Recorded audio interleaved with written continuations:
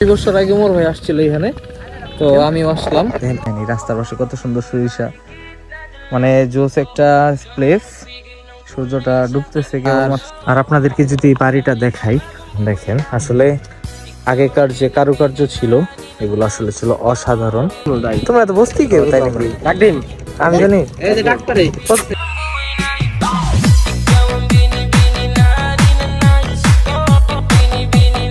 আসসালামু আলাইকুম এভরিওয়ান, কি অবস্থা সবার, কেমন আছেন সবাই? আশা করি সবাই অনেক অনেক বেশি ভালো আছেন। তো অনেক দিন ধরেই ঘোরাফেরা হয় না, তো আমি হুট করে চলে আসলাম ঢাকার দোহারে। আর আমি এখানে থাকবো হচ্ছে টোটাল 5 দিন। আর এই 5 দিনের চেষ্টা করবো আপনাদেরকে ঢাকা দোহারের যে সুন্দর সুন্দর জায়গাগুলো আছে, টুরিস্ট স্পটগুলো আছে, ওইগুলা ঘুরে দেখানোর। আর দেখেন এই বাসায় কত পরিমাণে কবুতর পালন করা হয়, লালন পালন হয়। এখানে বাচ্চাগুলা কই? ওই যে দেখেন ভিতরে বাচ্চা, কবুতর বাচ্চা দিছে, একটু জুম করে দেয়। ওই যে মানে কবুতর আমার অনেক অনেক বেশি ভালো লাগে, কিন্তু আমি অলস দেখা আমি নিজে এটা লালন পালন করতে পারি না। যেখানে নিজের যত্নই নেই না, সেখানে কবুতরের যত্ন তো বিলাসিতা। আর আমি থাকি পাশের একটা রুমে। এই কবুতর গুলা যখন উড়াল দেয় বা আশেপাশে ঘোরাফেরা করে, ডাকাডাকি করে, সুন্দর একটা ফিলিংস আসে আর খুব ভাল লাগে এগুলা। ঘুম থেকে উঠে কবুতরের ডাকাডাকি, উড়াউড়ি। আর অনেকদিন পরে আমি এই জিনিসটা দেখলাম, সেটা হচ্ছে লাটিম। আমি এটা ছোটবেলায় 2-1 বার হয়তো বা ঘুরাইছিলাম, এখন আমার শালা ঘোরাবে। ঘোরাও দেখি। হ্যাঁ, ভাই মানে শৈশবের সবচেয়ে সেরা এই জিনিসটা, মানে খেলাধুলার জন্য। এখন তো খেলাধুলা উঠেই গেছে। ছোটবেলা আমরা দেখতাম বা আমরা ওইটা করছি, এই লাটিম ঘুরাইছি, অনেক ভালো একটা ফিলিংস ছিল ছোটবেলার। তো যাই হোক, যেটা বললাম আপনাদেরকে, এই দোহার নবাবগঞ্জটা এক্সপ্লোর করব। তো চলেন দেখি কোথায় কোথায় যাওয়া যায়। আর বর্তমানে চলে আসলাম পুত্তারবাড়ি রাজবাড়িতে। আমার ইউটিউব শর্টসে দেখছিলেন হয়তোবা, এখন আছি রাজবাড়ির এখানে। এই রাজবাড়ির বয়স কত আজাদ? রাজবাড়ির বয়স কত? মোটামুটি রাজবাড়ির বয়স প্রায় 70-80 বছর হয়ে গেছে এদিকে যতটুকু ধারণায় বলা যায়। আর এই বাড়িটা কিন্তু একটু অন্যরকম ভাবে তৈরি। আর আমি গতবার আইসা দেখছিলাম এই জায়গাটুকু অনেক অগোছালো ছিল, জঙ্গল ছিল। এগুলো এখন পরিষ্কার করা হয়েছে, একটা টুরিস্ট এগুলো করা হবে, ওইখানে সুইমিং করা হবে। আর আপনাদেরকে যদি এই বাড়িটা দেখাই, দেখেন আসলে আগেকার যে কারুকার্য ছিল এগুলো আসলে ছিল অসাধারণ। এই দেখেন কি পরিমাণে সুন্দর একটা বাড়ি। এই বাড়িগুলো মূলত আমি দেখি হচ্ছে ইন্ডিয়ান ছবিতে, তো এখন দেখলাম সরাসরি।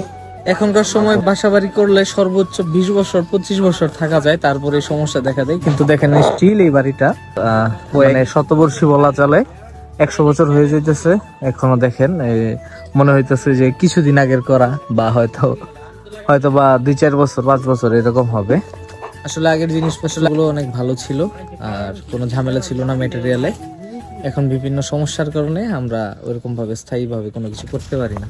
আর এই রাজবাড়িতে ঢুকলে ভাই লিটারালি অনেক ভয় লাগে, কারণ কেমন যেন একটা ভাইবস আসে, ভয়ঙ্কর ভয়ঙ্কর একটা ভাইবস আসে। আর এই রাজবাড়ির নাকি অনেকে ভূতের গল্প বলে, তো আমি আর এখন উপরে যাব না, আমার অনেক ভয় করতেছে। এই দেখেন মানে পাটাতন গলা, তারপরে ছাদটা অন্যভাবে ঢালাই করা স্টিল দিয়ে।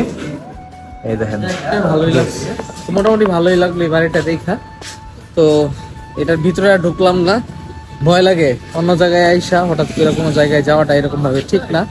তো চলেন দেখি এরপর কোথায় যাওয়া যায়।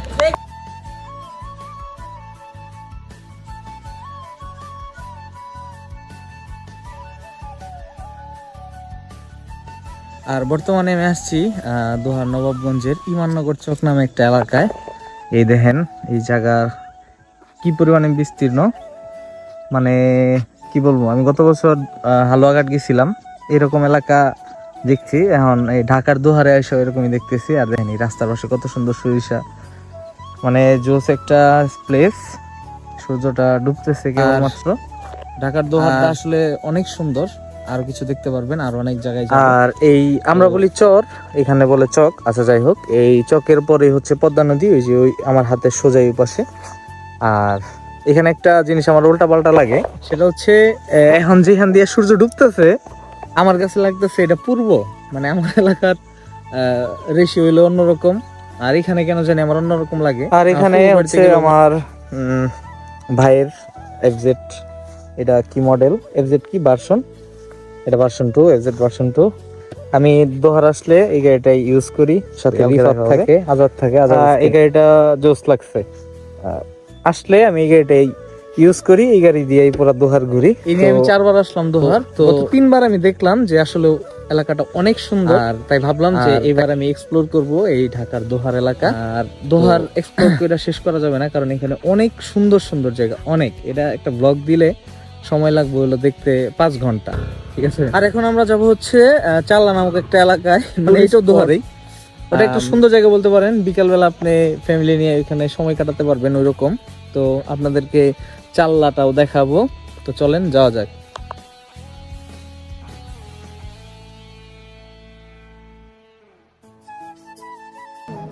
আচ্ছা, আর বর্তমানে চাল্লাই চলে আসলাম, 10 মিনিট লাগছে ওই জায়গা থেকে আসছে। আর এই জায়গাটাও কিন্তু একদম জোস বলতে পারেন, একটু জঙ্গল জঙ্গল লাগতেছে, কারণ হইলো বৃষ্টি পড়ে না অনেক দিন যাবত, বৃষ্টিটাও ময়লা হয়ে আছে।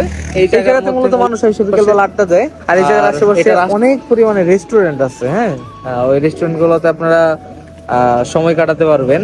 এই চাল্লা একটা জিনিস দেখলাম, কি দেখেন, একটা ইটের ভাটা, 2টা, এই যে একটা, মোট 3টা ইটের ভাটা একটা জায়গার মধ্যেই। মানে আমি একটা জিনিস দেখলাম, সেটা হচ্ছে চক এলাকা বেশি, মানে চর এলাকা বেশি, বাড়ি ঘর অল্প, তবে সবগুলো হচ্ছে গুছানো এবং সুন্দর। আর মূলত দোহার নবাবগঞ্জ হচ্ছে প্রবাসী এলাকা, এখানে সকল ভাই ব্রাদার হচ্ছে বিদেশে থাকেন। হিউজ পরিমাণে একটা রেমিটেন্স সাপোর্ট দেয় এই এলাকায়, এই জন্য এই এলাকাটা এত পরিমাণে উন্নত। এখানে চালায় আপনি না দাঁড়াই, সন্ধ্যা হয়ে গেছে, আবার এই এলাকাটা একটু রিস্কিউ। তো চলেন দেখা যাক এরপরে কোন জায়গায় যাওয়া যায়, বা আজকে যদি বের হতে না পারি, বের হবো কালকে।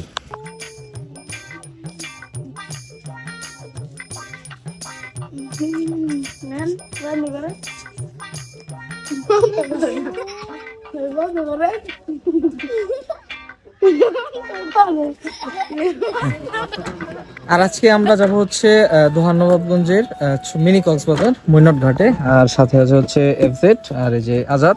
আজাদ, কেমন আছো? ভালো। হ্যাঁ, তুমি তো পুরো জামাই জামাই লাগতেছে, তোমার শুক্রবার বিয়ের সাথে করে এসে নাকি? হ্যাঁ, বিয়ে তো করামো। তো আজাদের সাথে হচ্ছে এনন 60, আর এই গাড়িটা কিন্তু অ্যাক্সিডেন্ট হয়েছিল আজাদ সহ। তো এখানে আর দেরি না করি, চলেন মৈনট ঘাট যাই, দেখি কি হাল অবস্থা এখানে আর কতটুকু সুন্দর। আর এখন চলে আসলাম আমরা মৈনট ঘাট, গরিবের কক্সবাজার, মানে মিনি কক্সবাজার যেটা বলে। আর দেখেন এটার ভিউটা জাস্ট অসাম। 1.5 বছর আগে মোর হয়ে আসছিল এখানে, তো আমিও আসলাম। দেখেন কি পরিমাণে সুন্দর জায়গাটা। যখন পানি ছিল তখন এখানে গোসল করে গেছিলাম আমি, তো এখন পানি নাই, একদম শুকাই গেছে, তবু কম বড় না। দেখেন একদম জোস একটা এরিয়া। আর সত্যিকার অর্থে এটা কক্সবাজারের মতোই, এই জন্য সবাই বলে যে এটা মিনি কক্সবাজার। দেখেন এখানে সেম ওরকমই লাগতেছে। আর কি হয়েছে, শুয়ে থাকুন যায়। আচ্ছা, এই যে ওই পারে আমরা দেখতে পারতেছি একটা ছোট্ট চর, এই চরের পরে আবার পদ্মা নদী, মানে এদিক দিয়ে ভাঙা যায়, ওদিক দিয়ে যায় উঠে। তো সত্যিকার অর্থে কক্সবাজারে একটা ফিল পাওয়া যায়, আর জায়গাটা একদম অনেক সুন্দর। আর উপরে মেলা আছে, তারপরে অনেক কিছু আছে খাওয়া দাওয়ার মতো। ও ট্রলার আছে, এই যে ট্রলার, এই যে আপনারা দেখতে পাচ্ছেন ট্রলার। বৃষ্টির সময় ছিলাম তখন পানি আসছিল একবারে ওই উপর পর্যন্ত, কিন্তু এখন দেখেন আমরা স্টিল এই নদীতেই দাঁড়ায় আছি। এই দেখেন একটা কাহিনী, পিছে 2টা মাইয়া আছে, এই 2টা মাইয়া নিয়ে ওরা 2জন এত পরিমাণে ঝগড়া শুরু করছে। এই কার কোনটা পছন্দ হচ্ছে? হ্যাঁ, দুটোটাই। তোমরা তো বসতি কেউ, তাই নাকি? আমি জানি পছন্দ পছন্দ কার হইছে? হ্যাঁ, মানে আমি কি বসতে বসতে লিয়ে যাইছি না, এটা আমি নিজেই বুঝতেছি না।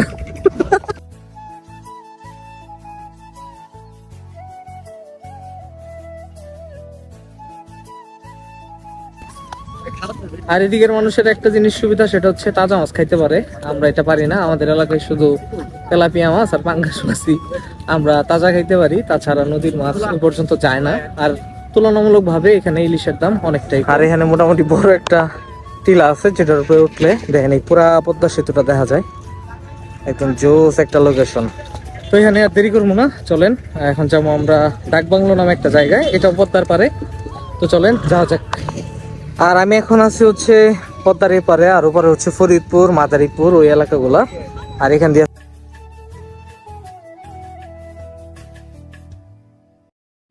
আর ডাকবাংলো আসতে আসতে আমরা একদম সন্ধ্যা করে ফেলছি, কারণ মৈনট থেকে মোটামুটি 14-15 কিলো জায়গা আসছি। আর এদিকে রাস্তাঘাট অনেক পরিমাণে জ্যামজট, তাছাড়া অনেক ট্রাফিক। তো এখন বর্তমানে আছি আমরা ডাকবাংলোতে। সূর্যটা জাস্ট 5 মিনিট আগে ডুবে গেল, কিন্তু আমরা রেকর্ড করতে পারলাম না। দেখেন এই জায়গাটা যদি এদিক দিয়ে দেখাই, মনে হবে যে বঙ্গোপসাগর, আর ঢেউ খাইতেছে একদম সাগরের মতোই। আর মনোটে আপনাদেরকে যে চরটা দেখাইছিলাম, এই চরটা এখানে এসে দেখলাম অনেক কাছে পড়ছে। এই চরের পরে কিন্তু আবার পদ্মা নদী। তো এদিক দিয়ে ভাঙে এদিক দিয়ে গড়ে, এটাই হচ্ছে বিকাল বেলায়। আর বিকাল বেলায় এখানে সময় কাটাতে সত্যিকার অনেক বেশি ভালো লাগতেছে। আর শীতের সময় যেহেতু বলাই যায় জোস একটা ওয়েদার। আর একটু এখানে বসে আড্ডা দেই, তারপর এখান থেকে বিদায় নিবো। সন্ধ্যার আড্ডায় আমরা রাখবো ঝালমুড়ি, ডাকবাংলোর সবচেয়ে বেস্ট ঝালমুড়ি যেটা। জি জি জি জি জি জি। আর আমাদের সাথে আমাদের সঙ্গী হিসাবে যে Anon 60 আর FZ ভার্সন 2। তো চলেন এখন এই খাওয়া যাক নাকি? চলো। হ্যাঁ, 100 টাকার মুড়ি আনছি, একটা মিনিটও টিকলো না। এই যে কুত্তার বালেরা, এই কুত্তার বালেরা কেমনে খাইলো, মানে আমি বুঝলাম না কিছু। মানে কুকুরের সামনে কিছু দিলে ওটা থাকে না, যেমন এই যে অবস্থা। এই যে দেখেন আরেকটার অবস্থা। পলিথিন খা, পলিথিন খা, পলিথিন পলিথিন খা বেটা। না আমি এটি খাই না, আমি তো বাগেই পাই নাই। আমি আই না, আমি কই আমি আই না, বুঝছো? খালি প্যাকেট খুলছো আর দেখি নাই। অবাক হয়ে গেলাম। মানে কুকুরগুলো আসলে লগে লগে কি ঠান্ডা, শীতের দিন ঠান্ডা খাইলে গলায় সমস্যা হইব।